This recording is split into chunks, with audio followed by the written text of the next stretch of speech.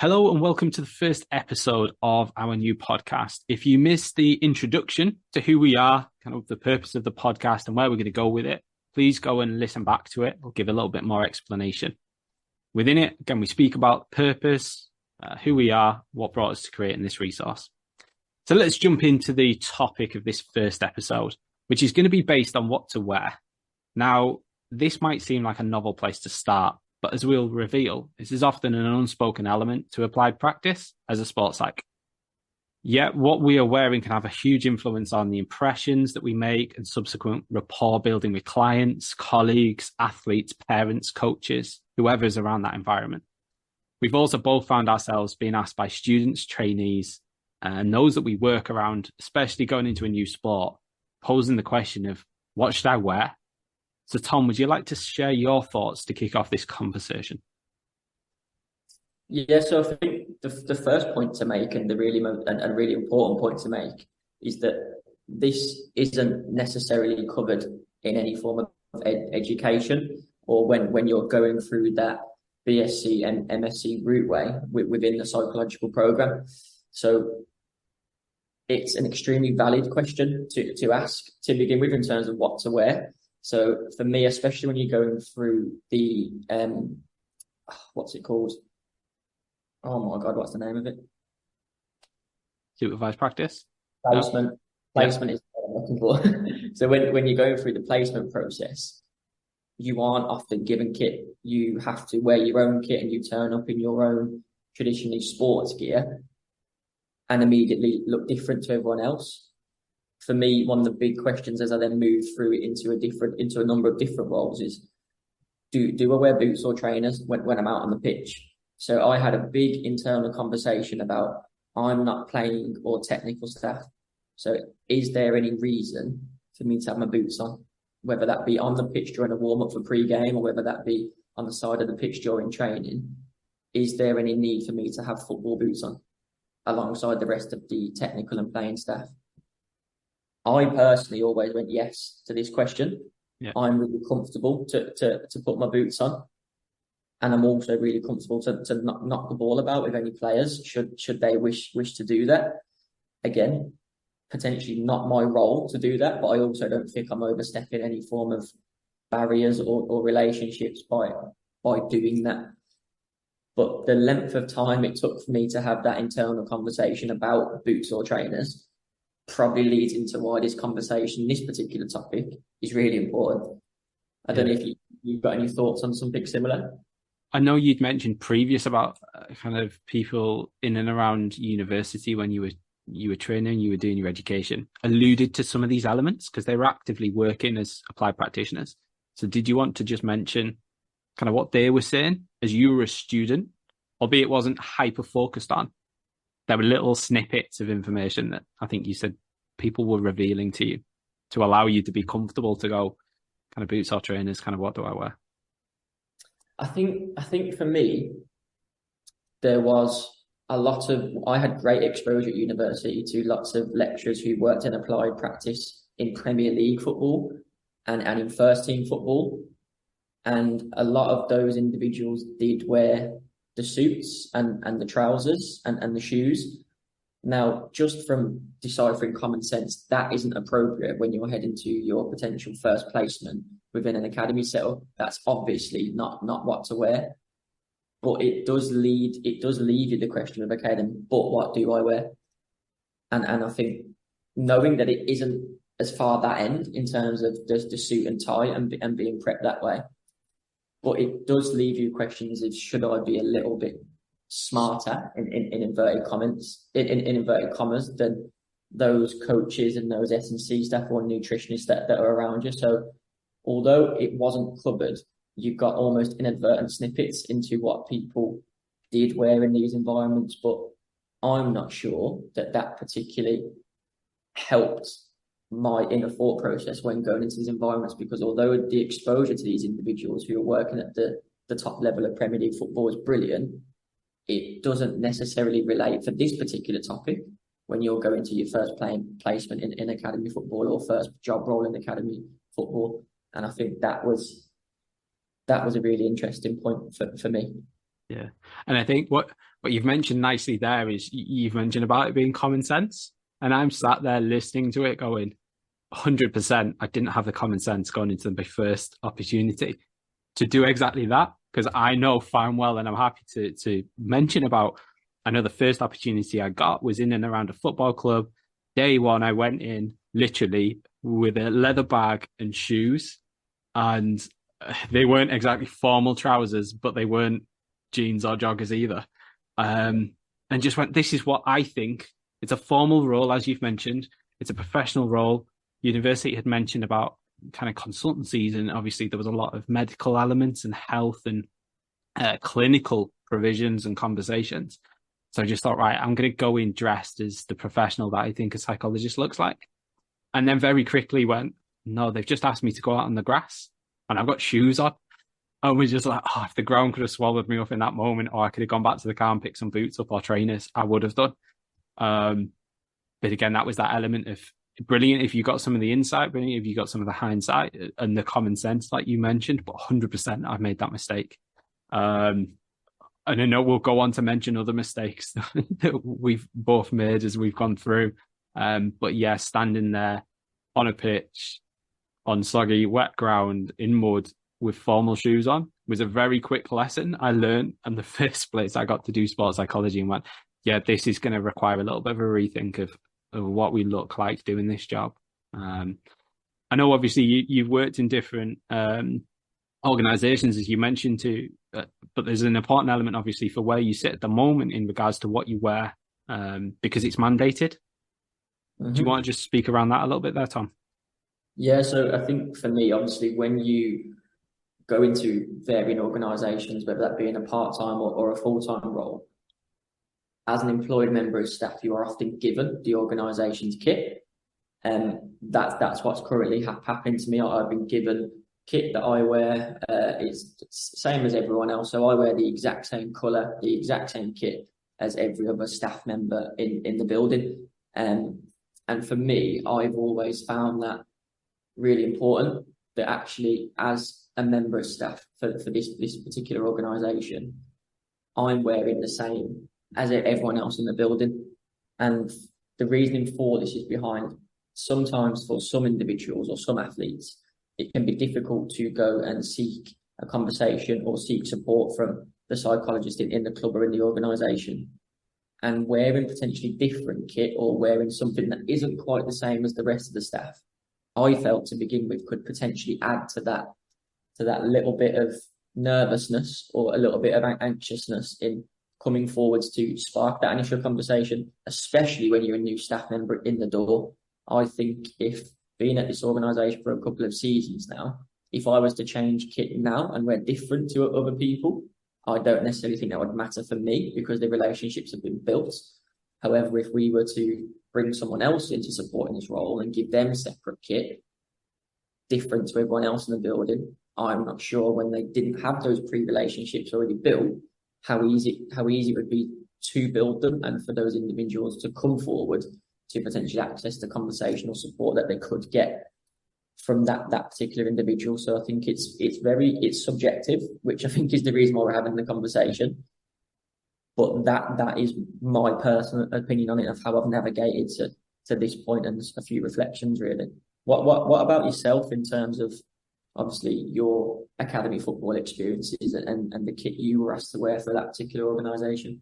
Yeah, so I think it's important. Obviously, we're speaking within football, but these points can be generalised across all organised sport where kit's provided, and mine's different to yours, Tom, where again, you were given the colours of staff kit and that there was one universal colour, whereas the organisations that I've worked in, there's been different colours for different departments. And therefore, if you sit not as within coaching or medical staff, but maybe within education, suddenly my kit's a completely different colour to the rest of the staff.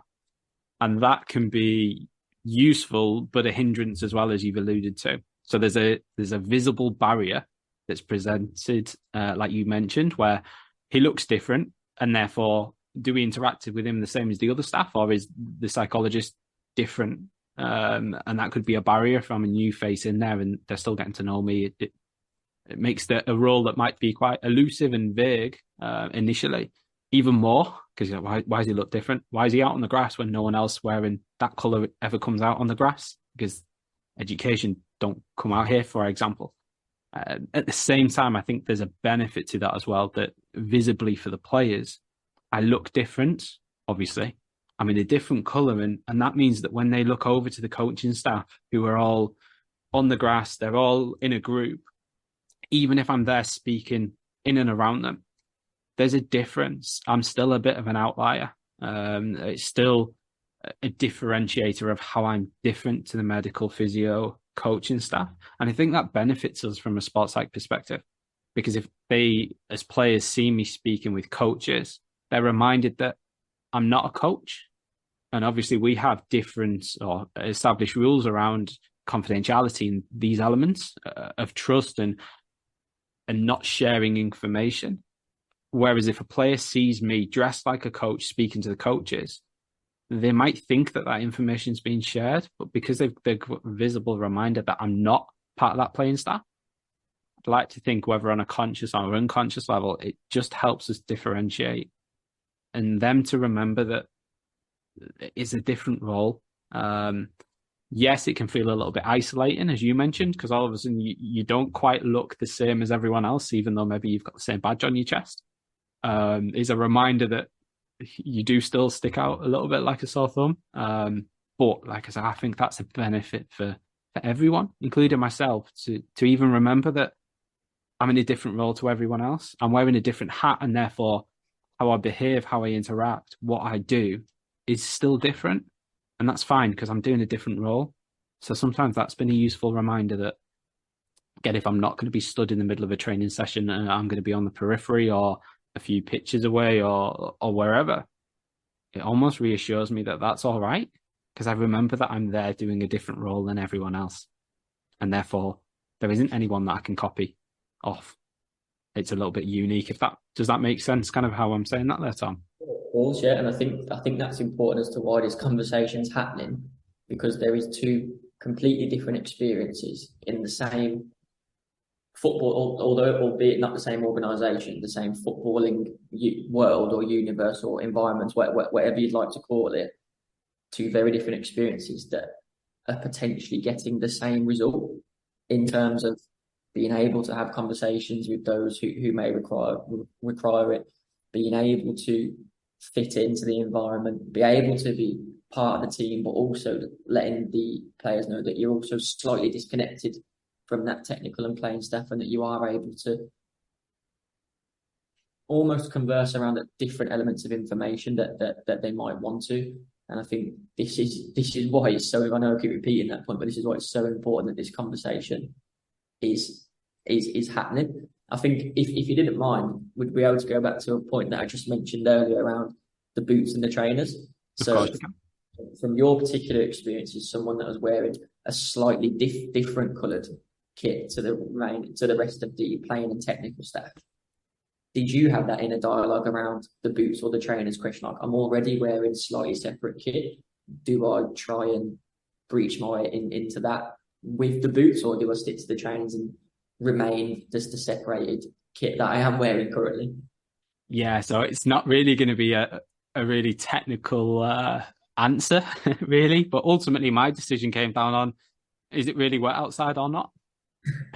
Because if I go outside and I wear my trainers, I've got to wear them all day.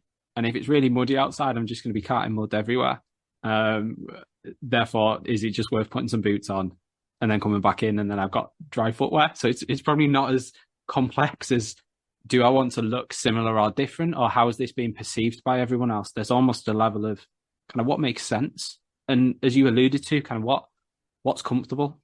I want to make sure that I'm not acting or being perceived as acting in a way that isn't genuine. That I'm trying to kind of keep up appearances by trying to please other people or make sure that I'm not coming across in a certain way. I'm going to do what makes sense. And literally that was my decision making around it. So it sounds really novel, but as we've said earlier in our careers and experiences, we'd have taken time to make those decisions. And initially we would have felt really uncomfortable going out in boots, because I know sometimes I did early on. We're like, how's this going to be perceived if I rock up in boots? Whereas now it just comes down to the common sense of, is the ground wet or is it firm? And if it's firm, I'll just go out in trainers. But initially, as a trainee, it can be a daunting but simple question that you can easily overthink. I know something of interest for speaking about this. We've obviously spoken about what it's like within organizations, maybe kits provided, as you've mentioned, within interns, maybe you don't have it and you have to make some of these decisions yourselves. What about in private consultancy? So if you are going to meet an athlete, let's say kind of a normal office on the road is a coffee shop of some description. What are you wearing to turn up in? Because you obviously can't wear your club gear because you're not on club staff. You're not working with a player from that club or an athlete from that organization. What do you wear as a psychologist when you go meet someone in private consultancy? I think for me, again, I'm giving a bit of an insight into how my brain works here, but it took me quite a while to work that out, almost sweating the small details, really, because actually when I think back to it now, I don't think that the athlete who was coming to have that conversation cared what I'll be wearing. However, going into that conversation, I really cared in case they might do in terms of what clothes I was wearing. And eventually I just settled on, I felt really comfortable wearing sports gear. So whether that be joggers and a tracksuit top or like shorts and that sort of stuff, that's what I went with, because that's what I felt most comfortable in. And it didn't have a single bearing on the conversation that was taking place. But the internal dialogue that I had around that to work that out wasn't as simple as the decision that I come to. So for me, I always felt really confident in sportswear, and that's what I decided on, and that's what I stick with moving forwards. And I don't think I need to have that internal dialogue again. I think that's that conversation sorted in my own head, really. I think, again, as those experiences are really, really new, as you're learning, you're thinking, what does the client expect me to wear? And you're trying to, again, read minds and predict, and you lose sight of just wear something that makes sense to you. And yes, someone might make a first impression on you, but the likelihood is once you open your mouth and start speaking, that's the important bit. The reason I bring it up is I know that we've had conversations about some of the environments and situations I've been in. So again, meeting up in a coffee shop, perfect. I usually wear like a polo, maybe jeans, but joggers, like you've mentioned. I know that I took that as a kind of an outfit, as a uniform, whatever you want to call it, and went, okay, so I'm going to go work in something like ice hockey. And I know fine well the first time I turned up in ice hockey, similar to football, I keep learning in different sports what to wear and what not to wear. Turned up at the ice rink, I was like, perfect. I'm in what I normally wear, polo top, jumper, jeans. And then had the very clear realization that if you're stood around an ice rink for 3 hours, it's freezing. So very quickly learned that one after the first session. Jeans, not going to work for consultancies in that environment. So again, chopped and changed, made myself wear something more suited. The same working in kind of boxing the first time, working with a boxer in the gym, got invited along to some of the training sessions. Thought, well, I'm there as a psychologist, so I don't want to come across as another athlete because I'm doing a professional role. There's a service going on here. So I need to think about what I need to wear. So I decided again, right, I'm going to make myself a little bit different. And I will wear jeans or like trousers and a bit of a polo top. Then went into that environment, into a gym, and suddenly went, I'm literally drawing more attention to myself and the client because I'm wearing not a gym outfit.